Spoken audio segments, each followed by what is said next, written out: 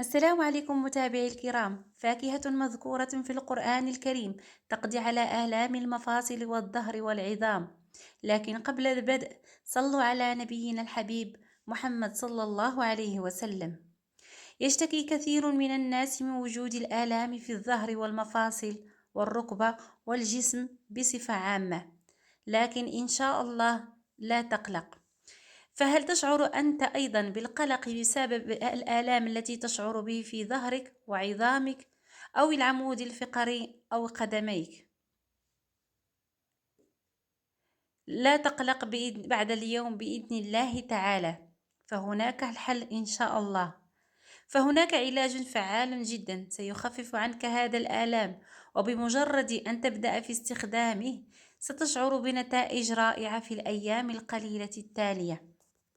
وإذا أردت أن تعالج هذه الآلام بشكل كامل فعليك اعتماد هذا العلاج لمدة شهرين كاملين. وهذا العلاج سهل جدا وبسيط، كما أن الوجود مكوناته سهل أيضا، فهو غير مكلف وموجود في كل مكان. ويعتمد هذا العلاج على تناول بعض أنواع الفواكه كل ليلة. والفاكهة الأولى حبة مشمش مجفف، وحبة تين مجفف، و5 حبات خوخ. تقوم بتناول هذه القطع جميعها في كل يوم قبل النوم ولمدة لا تقل عن شهرين.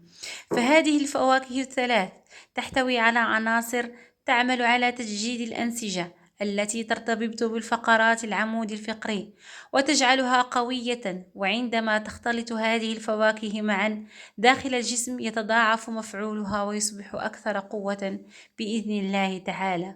والله تعالى أجل وأعلم. اللهم انفعنا بما تعلمنا وعلمنا ما جهلنا. أتمنى أن يعجبكم محتوى القناة وأن يعجبكم الفيديو، وفضلا منكم وليس أمرا أن تشتركوا فيها وتفعلوا زر الجرس ليصلكم كل جديد. والسلام عليكم ورحمة الله تعالى وبركاته.